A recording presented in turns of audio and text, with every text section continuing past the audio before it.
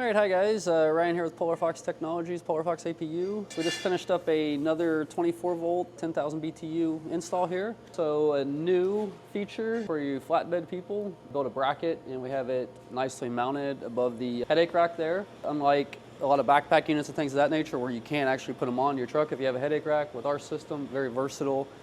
We can mount that in pretty much anywhere for the most part. I think it came out pretty nice up there, real nice and secure. Second feature on this one is we did add a dedicated duct up higher up in the truck, so similar to what you have with your factory ducking, but probably better.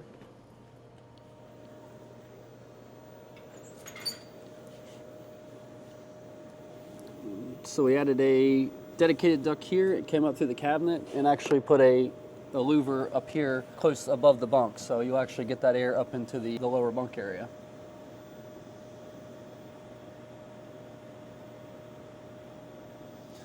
Okay, so we can go inside and take a quick look here.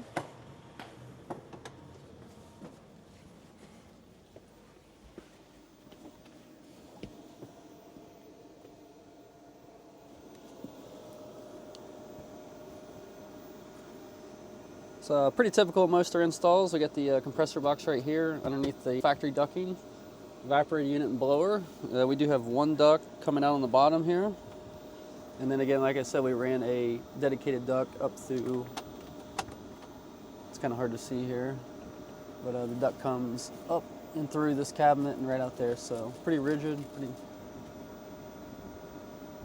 and gives you that good airflow right into the bunk area.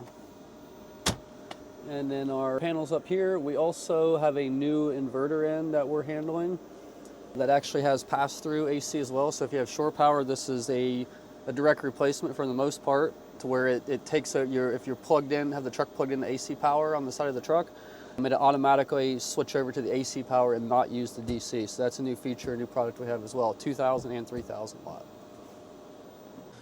So yeah, we built a nice sturdy frame here, right on top of the headache rack.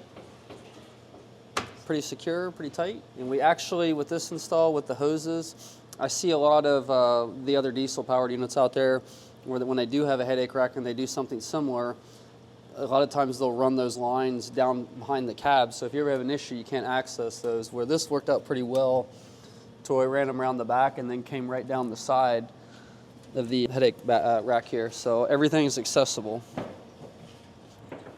So your lines, harness come right down and go right on into the truck.